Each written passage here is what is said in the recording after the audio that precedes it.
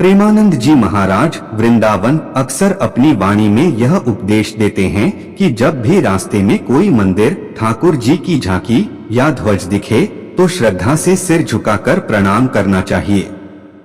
यह संस्कार हमारे अंदर भक्ति भाव को जगाता है और हमें सदैव भगवान की स्मृति में रखता है। मंदिर देखते ही प्रणाम करने से अहंकार गलता है और हृदय में नम्रता आती है।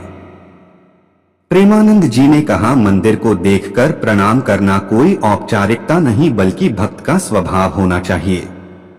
भगवत प्राप्ति अब इन हाथों से भगवान की पूजा होगी तो मतलब केवल आरती, धूप, बत्ती, फूल, माला, बस फिर हाथ बांध के ऐसे रहेंगे नहीं। अब इन हाथों से जो भी होगा वो भगवत सेवा होगी। आप डॉक्टर हैं, आप किसान हैं, आप व्यापारी हैं, आप जो भी हैं, आप जो भी कर रहे हैं भगवत प्रसन्नता के लिए कर रहे हैं। आपके हाथ भगवान को समर्पित है तो सारा कार्यक्रम योग बन गया, भगवत पूजा बन गई, भगवत प्राप्ति का हेतु हो गया। ये भगवान के चरणों की पूजा नहीं तो फिर भगवान कपिल देव जी के वचनों को ध्यान से सुनो, जो मेरे श्री विग्रह की अर्चना वंदना तो अच्छे पदार्थों से करता है पर बाहर मैं ही सबके हृदय में विराजमान हूँ। प्राणियों से द्रोह द्वेष करता है, अपमान करता है, उसकी पूजा ऐसे हुई जैसे राख में किया हुआ हवन। आ गई बात ना चराचर जगत में जो आपको सेवा मिली है वो भगवान की सेवा मानकर कीजिए, भगवान को वो कर्म अर्पित कीजिए। भगवत स्मरण करते तो इन हाथों के द्वारा भगवत प्राप्ति हो जाएगी। कर नित करह राम पद पूजा, राम भरोस हृदय नहीं दूजा। अब हृदय से भगवत प्राप्ति है